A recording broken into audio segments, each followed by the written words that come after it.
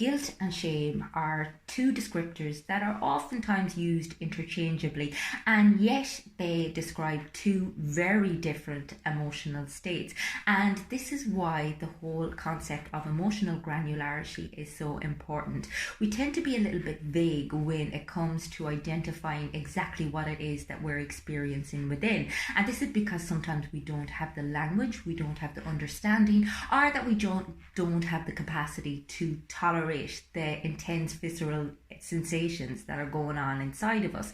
However, in order for us to be able to work with our emotions, we need to be able to, first of all, clearly identify what it is that we're dealing with. And Brené Brown has a fantastic way of differentiating between guilt and shame. She describes guilt as I have done something bad versus shame being I am bad.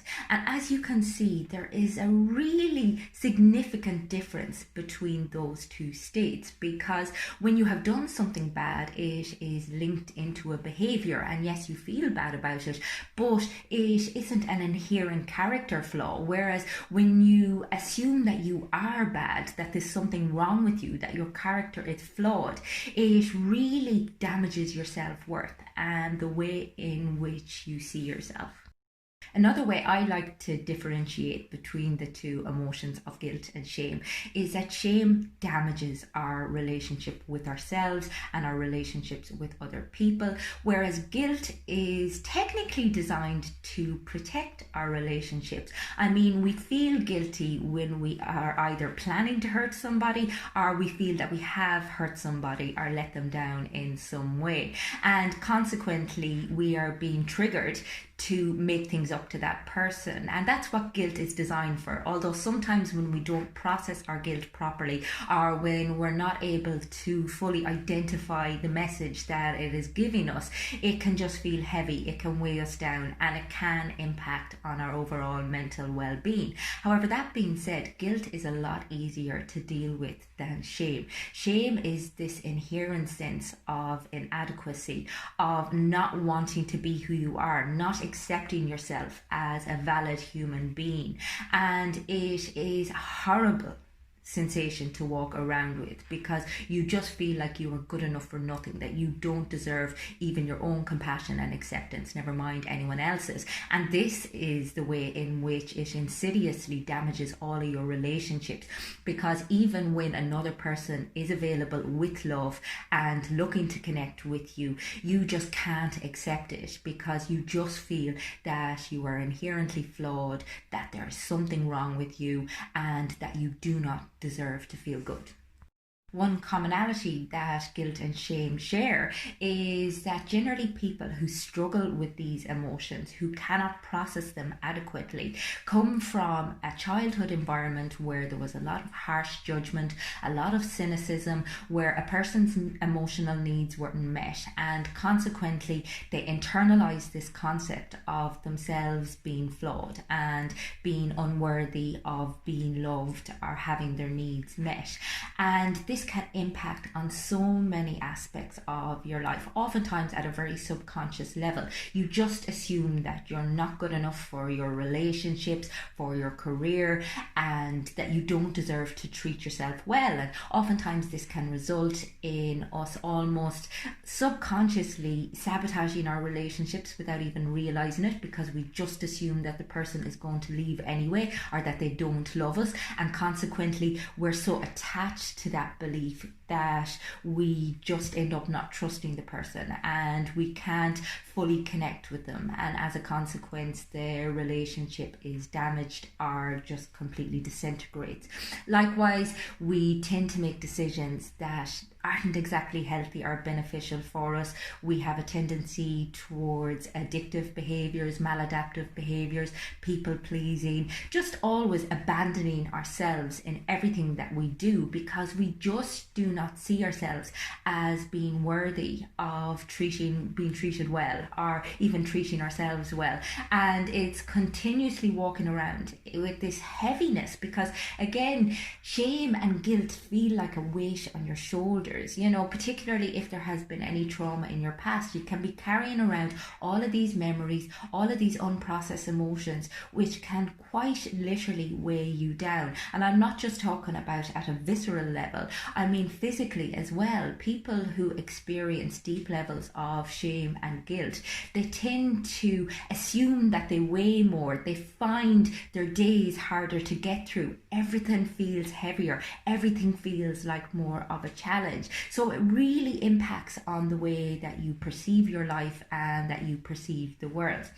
So what can we actually do about shame and guilt if they are problematic in our lives? Well, shame is a tough one because shame is internalized along with our concept of self. It's this idea of I am bad, and oftentimes needs to be unpacked with the assistance of a therapist, somebody who can lead you to a place of self-awareness, self-acceptance, and self-compassion. It's about learning to recognize that you deserve to be treated with love and kindness, and finding ways to do so, finding ways to trust yourself and to trust other people.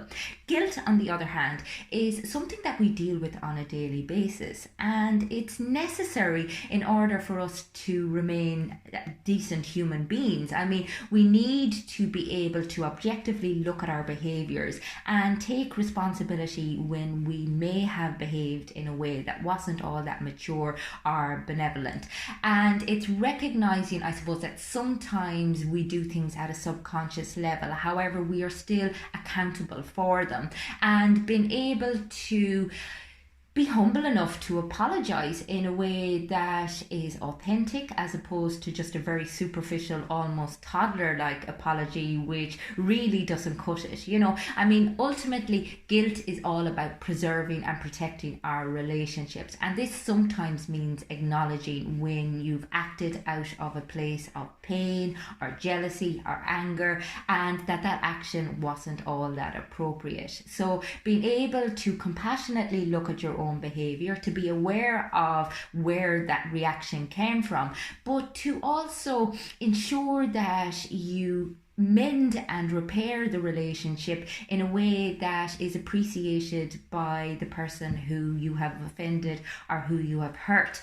And this means actually recognizing the impact that what you did or said had on them, as opposed to just wanting all the benefits of being let off the hook.